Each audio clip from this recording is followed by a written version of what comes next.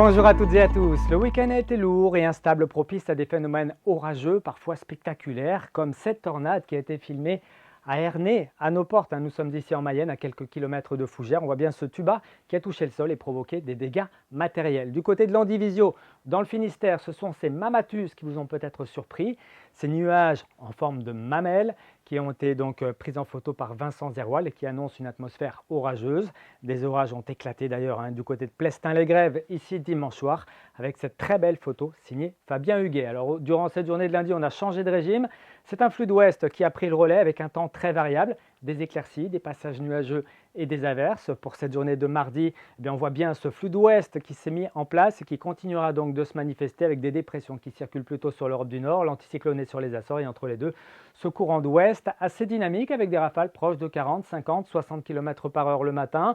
Prévoyez un ciel voilé, parfois lumineux encore entre la côte de Goëlo et puis l'intérieur de l'île-et-Vilaine. Partout ailleurs, avantage aux nuages avec très peu de précipitations, à peine quelques crachins qu'on retrouvera encore l'après-midi, notamment près de l'Atlantique. Les éclaircies seront plutôt rares et timides et l'ambiance beaucoup plus nuageuse ici entre le Finistère, le centre-Bretagne et les Côtes d'Armor. Côté température, ça a bien baissé. Nous étions ce lundi dans des valeurs de saison, souvent comprises entre 19 et 23 degrés. Il y aura peu de changements pour mardi, puis ensuite une baisse des températures va intervenir avant la fin de la semaine avec une ambiance qui cette fois-ci deviendra un petit peu plus fraîche.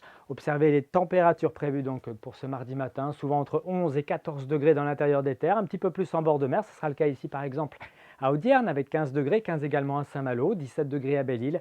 Et puis dans l'après-midi, ça reste un petit peu juste tout de même sur le Finistère, pas plus de 18, 19, 20 degrés. On ira jusqu'à 22 degrés à Rennes ainsi qu'à Nantes ou encore à Ancenis. Que va-t-il se passer ensuite?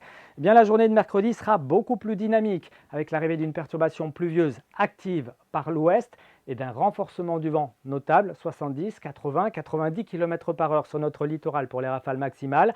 À l'avant, ça va tout doucement se couvrir. Quelques éclaircies résisteront encore en début d'après-midi entre l'Ille-et-Vilaine et la Loire-Atlantique. Avec le flux de sud-ouest, les températures repartiront très légèrement à la hausse. 19 à 23 degrés, mais attention dans la nuit de mercredi à jeudi aux fortes pluies qui devraient toucher la Loire-Atlantique où l'on attend des cumuls proches de 40 à 50 mm en 24 heures. On aura l'occasion d'y revenir. Pour la suite, on regarde ce qui nous attend. Jeudi, après la perturbation, retour d'un temps plutôt calme, mais la traîne se mettra assez vite en place par l'ouest avec quelques averses orageuses et puis le temps sera plutôt mitigé et relativement frais pour la journée de vendredi avant un week-end qui devrait voir revenir des conditions un petit peu plus anticycloniques, donc propices à un temps calme et plus lumineux, qui se traduira également par une hausse assez nette des températures, notamment pour le début de la semaine prochaine. Très bonne journée à tous et à bientôt.